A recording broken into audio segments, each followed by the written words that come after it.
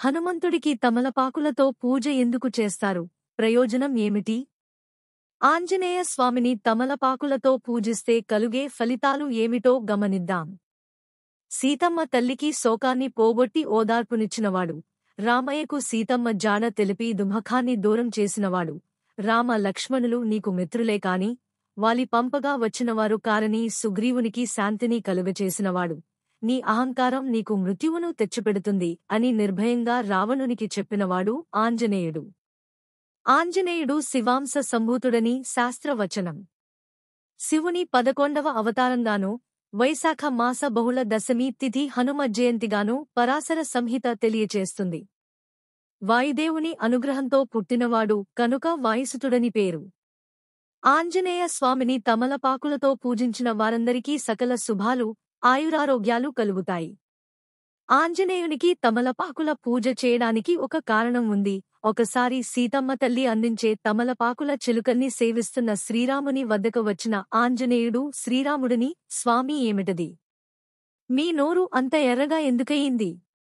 అని అడిగాడు. అప్పుడు రాముడు, తమలపాకులు తింటే నోరు ఎర్రగా అవుతుంది. అంతేకాదు ఆరోగ్యానికి చాలా మంచిది అని చెప్పగానే వెంటనే ఆంజనేయుడు అక్కడి నుండి వెళ్ళిపోయి కొంతసేపటికి ఒళ్లంతా తమలపాకులను కట్టుకుని గంతులు వేసుకుంటూ ఆనందంగా వచ్చాడు. స్వామివారు ఎక్కువగా తమలపాకు తోటలలోనూ అరటి తోటలలోనూ విహరిస్తారు. ఆంజనేయస్వామి రుద్ర సంభూతుడు. తమలపాకులు శాంతినిస్తాయి. అందువలన తమలపాకులతో పూజించడం వలన మనకు కూడా శాంతి, సుఖము లభిస్తాయి. తమలపాకులకు మరో పేరు నాగవల్లి దళాలు. తమలపాకులతో పూజించడం వలన నాగదోష శాంతి కూడా జరుగుతుంది.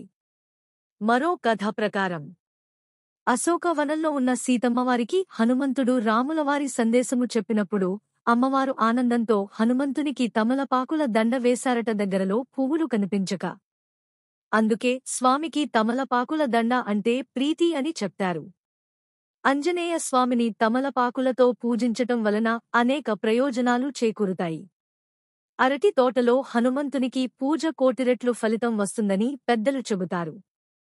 శతవృద్ధ జిల్లేడు, తెల్లజిల్లేడు వేరు చెక్కతో హనుమంతుని ప్రతిమను చేయించి అరటితోటలో పూజించుట వలన సత్వరం హనుమంతుడు అనుగ్రహిస్తాడు. అరటితోటలో హనుమంతునికి పూజ కోటిరెట్లు ఫలితాలను ఇస్తుంది. అరటిపండ్ల నివేదన, సింధూర సమర్పణ, శని, మంగళవారములలో తమలపాకులతో పూజ హనుమంతుని ఆరాధనలో ముఖ్యమైనవి. హస్త, మృగశిర నక్షత్రములతో కూడిన ఆదివారాలు మారుతికి ఇష్టమైన రోజులు.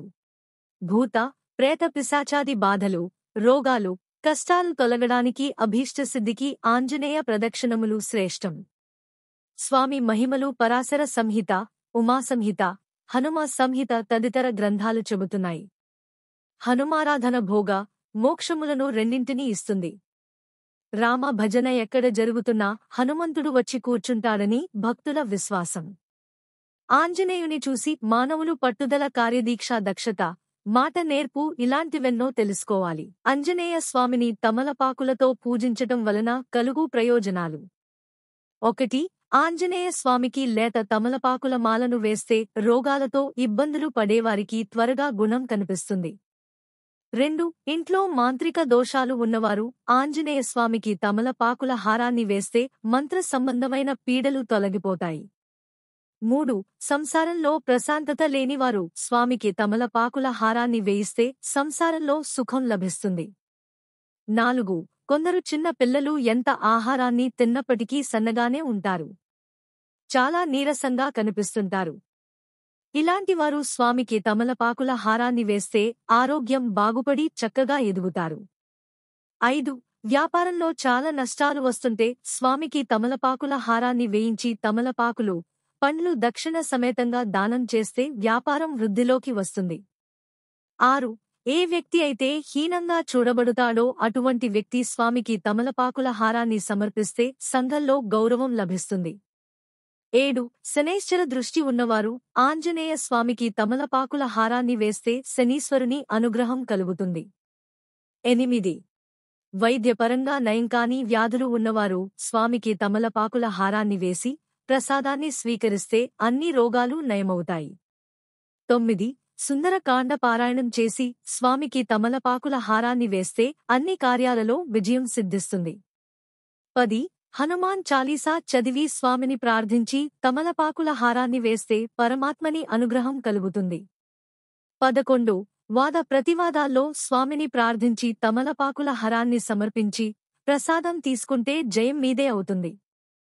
12. తాంబూల దానంతో గంగాదేవి సంతృప్తి పడుతుంది. పర్ణ ప్రసాదాన్ని ఆంజనేయ స్వామి పూజల్లో కూడా వాడతారు. తమలపాకులతో మాలను చేసి ఆంజనేయ స్వామికి వేస్తారు. అనంతరం తమలపాకును భక్తులకు ప్రసాదంగా ఇస్తారు. దేనికి పర్ణ ప్రసాదమనే పేరు.